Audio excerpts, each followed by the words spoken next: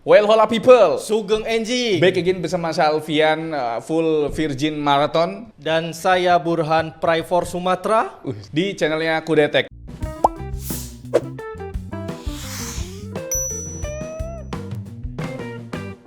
Sekarang kita lanjut ke nominasi mid-range 8 sampai 13 juta. 8 sampai 13 juta. Pertama ada laptop apa nih Bapak Burhan? Wah, ini pendatang Wah, baru. banyak juga ya. Ada berapa? Ada 6 Oh, coy. ada 6 nominator. 8 sampai 13 juta ya. Ini mah bukan Gila. 8 sampai 13 dong, ini 9 sampai 13 juta. Oh iya. Iya. Karena yang tadinya laptop 8 juta pada merangkak naik ke 9 Iya. juta. Orang turun ya, ini naik coy. Jadi Gimana duo ini? lokal ya. Iya.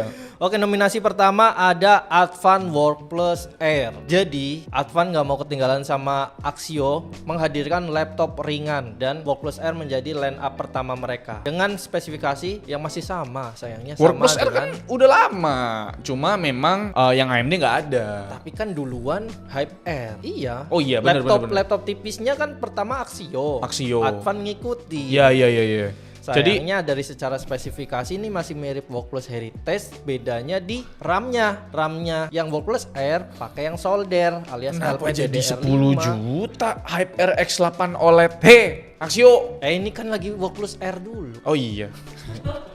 Nah, Workplus Air ini fun fact di perilisannya itu cuma 8,2 juta. 8,2 juta ya? Dan sekarang jadi berapa? 9,2 juta. Naik sejuta coy. Gimana nih? Oke. Tunggu aja nanti. Oke. Nominasi kedua, sahabat karibnya ada Axio Hype Air X8. Hype R AMD X8 ya. Ya, yang OLED. Ini sih aku sih seneng banget sih, Cuk. Karena menurutku Axio akhirnya dengerin kalau laptop entry level, ya ini sebenarnya masuknya mid range sih karena udah di atas 8 juta ya. Karena OLED-nya sih. Iya, karena OLED-nya sih. OLED. Dia akhirnya taubat dan menggunakan AMD, maksudku gitu. Tidak pakai Intel lagi. Dan pilihan AMD-nya menarik Karena ini adalah Apa refreshment dari Ryzen 7 6800H yang sangat langka itu. 6800H yang ada di Hype 7 AMD X8 yang udah discontinue itu. Iya. Karena terlalu laku, coy. Karena terlalu laris. Axio tidak mau barangnya terlalu laku karena nanti bisa membunuh produk dia yang lainnya. Gitu. Nah, kelebihan dari Hype Air X8 OLED apa aja nih Bro Alfian? Ringan sekali tuh, 950 gram. Panelnya udah pasti OLED, udah pasti mantep banget tuh, Pak. Buat nonton, buat ngedit video, ngedit foto, warnanya akurat. Udah jelas garansinya ADP, Yoi. ya kan? Dan performanya oke, walaupun prosesornya U series. Dia tuh nggak terlalu jauh performanya sama yang 6800H yang ada di Hype 7 X8 gitu loh. Kalian bisa lihat review lengkapnya lah pokoknya. dari Benar sekali, performanya dan itu. build quality-nya ternyata oke juga, Cok. Ya karena full metal kan. Iya, tapi tetap ada minusnya. Ya sama kayak Workplus Air ini. Tidak bisa upgrade RAM SSD. Ya, Iya. sayang sekali. Oke, itu dia untuk nominasi kedua di rank harga 9 sampai 13 juta. Sekarang nominasi ketiga ada apa Bapak Burhan? Wah, ini Skip kameranya masih 720p. iya sih. Webcam kenapa sih brand laptop tuh pada jelek-jelek gitu? Yang ini boleh dilihat nih. Yang ini boleh dilirik. Kenapa itu Bapak Burhan yang ini boleh dilihat? Ini laptop legendaris. Dan webcamnya bukan Bombastis. 720p ya? Bukan 1080p juga. Lah berapa, Cuk? 2K. Webcamnya 2K.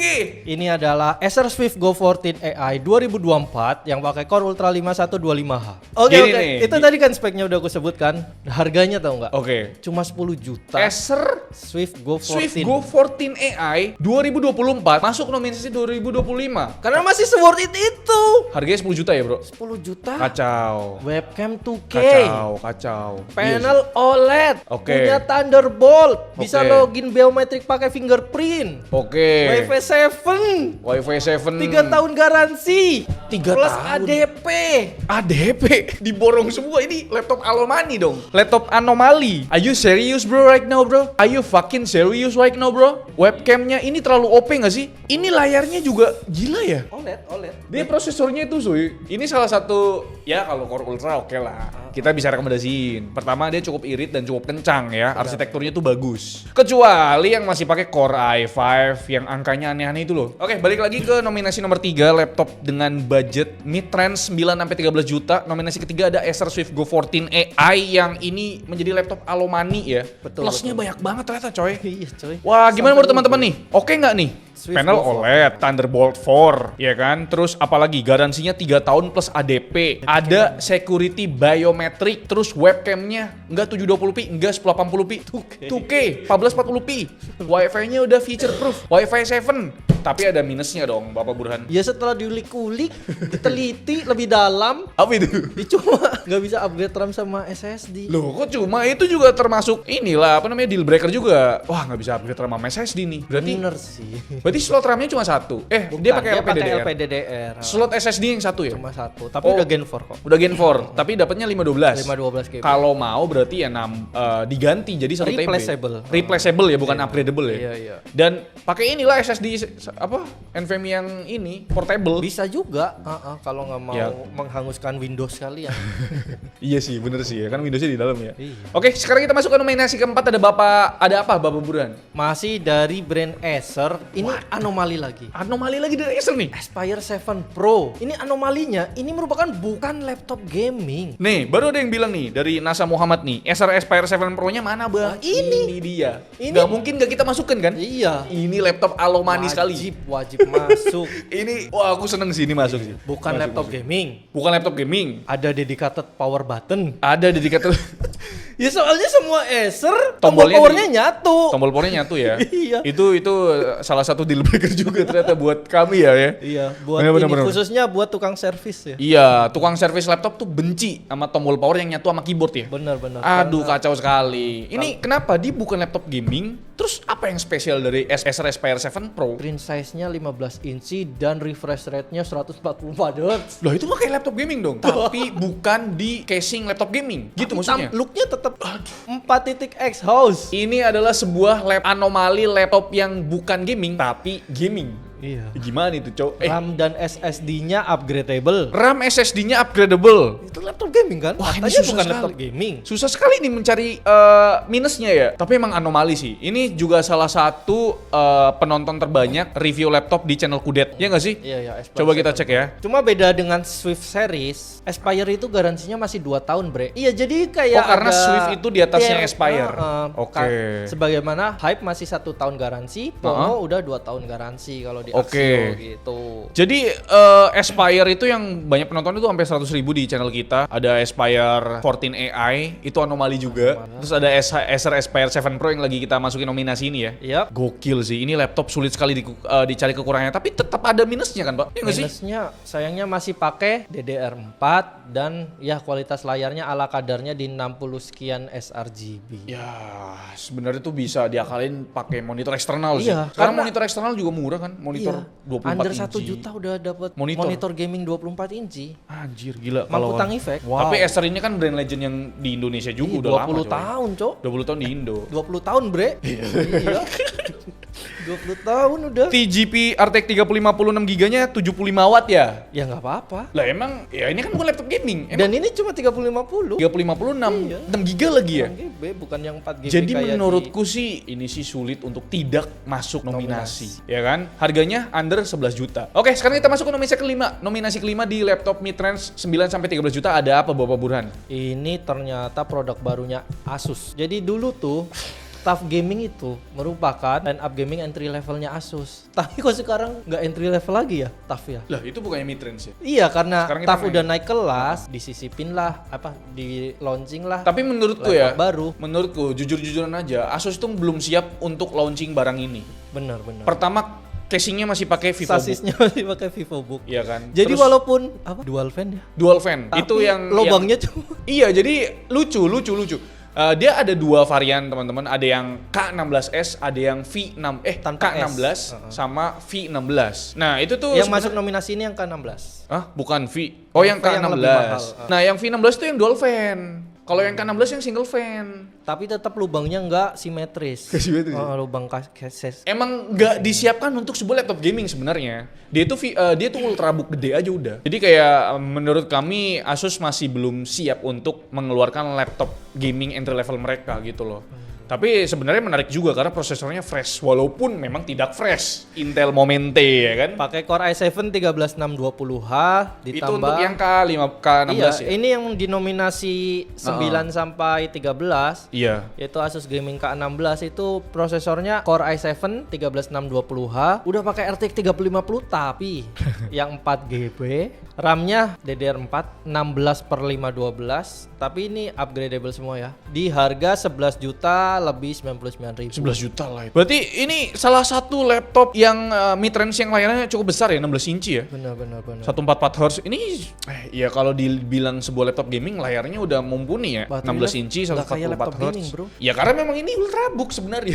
Bisa-bisanya laptop 16 inci tembus 10 jam. Emang baterainya berapa watt hour sih? Aku penasaran Di deh. database saya lupa. Ini kan ada di Saya sini nih. tidak bisa akses. Baterainya tuh berapa besar? Oh cuma untuk sebuah laptop gaming ini nggak ringan juga sih, 1,8 kilo ya. 1,8 kilo. Baterainya berapa sih di sini? Nggak ditulisin ya. Baterai tidak ditulis. Coba kita cek ya. Kita ada nge-review kan K16. Ya kan nominasinya berdasarkan review kita. K16 iya. Baterainya biasanya laptop gaming tuh kecil. Wah ini juga salah satu review yang paling banyak ditonton loh. 84.000 3 bulan yang lalu. Oke juga ya, maksudku pasar laptop ini mid range ya, laptop gaming mid range ya. Nggak ada sih laptop gaming entry level sih. Ini ya gaming entry level. Iya untuk di kelas ini laptop gaming entry level ya. Tapi kalau dari harganya ini tuh maksudnya mid range. Mana nih baterai sama charger nih. Baterainya ada reviewnya ternyata Bapak Bayu. Baterainya tuh cuma 50 watt hours. Anomali sekali ya. Bisa 10 jam ya. Bisa 10 jam kita streaming YouTube 1080p dengan kondisi 30% dan Volume. Ya 30% volume dan ini ya brightness ya. Oke.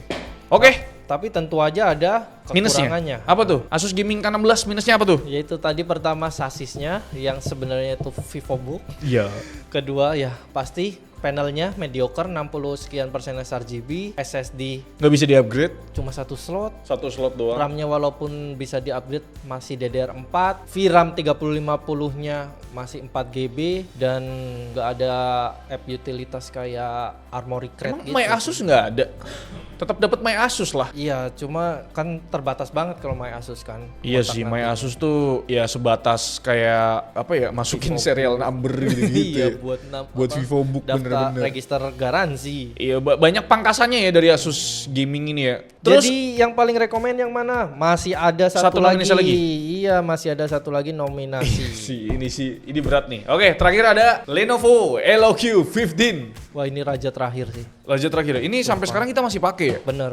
laptop ini ya. Kacau. Jadi LOQ 15 tuh yang pernah kita review pakai prosesor Core i5 12450HX, VGA-nya RTX 3056GB, RAM-nya ini unik, DDR5 SODIMM ya tentu aja. Hybrid ya? Enggak, bukan RAM-nya bukan hybrid. Non binary. Karena 12GB. RAM-nya non binary. Iya. Itu unik sih. Jadi ada alumni dari LOQ 15 ini di tahun 2024 awal bahwasanya banyak sekali batch pertama itu boardnya tuh alumni Bapak Burhan. Jadi itu menyebabkan Bentar. Lu nggak bisa ngomong anomali itu. Alonami itu adalah sebuah laptop Amolani.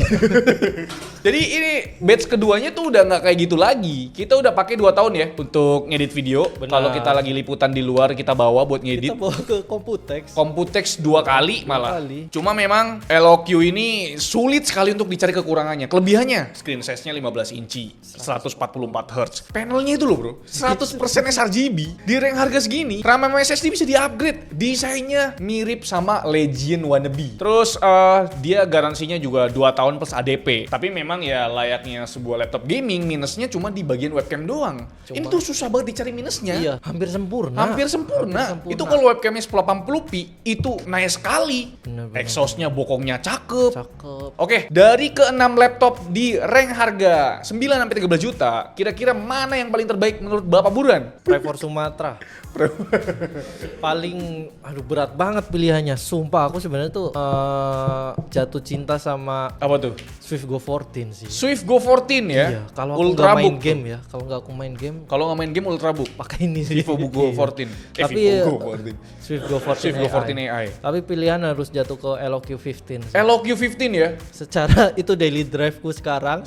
Daily drive ya. Daily drive sekarang. Tapi nggak consider di bobot ya. Bobotnya tuh berat tau. 2,2 kilogram kalau nggak salah. makanya atau nggak saya bawa. Nah, saya itu taruh dia. aja di kantor. Berarti beli laptop gaming itu stupid ya, Bapak Burhan? Ya, kalau pakainya mobil sih nggak stupid ya. Pakai tuh, bobotnya itu 2,38 kg, hampir 2,4 kg untuk sebuah LOQ laptop gaming. Oke ya, itu jawaban paling masuk akal ya. Tapi tadi berarti lu milihnya LOQ 15 untuk rank harga 9-13 juta. Oh ya, bagaimana dengan Bapak Alfian Virgin. half marathonku berat sekali sih bau. Pilihannya yang mana? Berat sih, ini Sumpah, berat ini banget. berat. Kalau aku pribadi ya, Acer Aspire 7 Pro itu menarik, cuma layarnya bapuk sekali. DDR4 bro. DDR4 sih memang sih. Iya, layarnya bro. bapuk. Itu jadul bro. Tapi ini bukan sebuah laptop gaming kan? Iya tapi DDR4 bro. Iya sih. DDR4 Gak bro. bisa dikalahin ya LOQ ya. Oh, nggak boleh sama bro. Gak boleh sama gimana? Gak boleh sama. Gak boleh sama, gak boleh nyontek bro. Oh alah. Oke, pilihanku sama sih. Mau ambil mau ambil ini Acer Aspire 7 Pro, tapi banyak yang harus dikorbankan layarnya. DDR4. RAM DDR4 webcam 720p. Tapi kalau Lenovo LOQ15 ini yang RTX 3050 cuma webcam doang. Oke, save. Kalau buat kerja ambil Swift Go 14 udah jelas. Webcamnya 2K bro. Terus OLED-nya itu loh susah untuk dilewati ya. Bener, Bos. Oke, cuma memang Thunderbolt lagi. ya nggak bisa main game AAA kan, karena kan cuma modal Intel Arc doang. Bener. Gitu. Oke. Tapi Bisa pakai ini dong berarti eksternal GPU karena ada Thunderbolt. ya dia beli laptop karena dia nggak mau rakit Iya PC. Nggak juga. Gimana sih? Ya, itu Tapi kan kita tanya, alternatif. coba Oh, iya, dari teman-teman kita coba tanya, mungkin di rank harga 9 sampai 13 juta. mid range ini satunya. Ada laptop gaming dan ultrabook ini loh. Laptop gamingnya 3. Ultrabooknya 3 juga. Mana nih yang menurut kalian rekomen? Kita berdua vote LOQ15. LOQ15 sih. Itu dia untuk live streamingnya. Terima kasih udah nonton dari awal sampai akhir. Semoga kalian terhibur dengan konten-konten seperti ini. Dan jangan lupa untuk tekan tombol like dan subscribe yang warna putih karena bukan warna merah lagi. Saya Alfian, my first virgin half marathonku undur diri dan juga Mas Burhan Prevor Sumatera juga pamit undur diri. sampai jumpa di rekomendasi lainnya. Bye bye.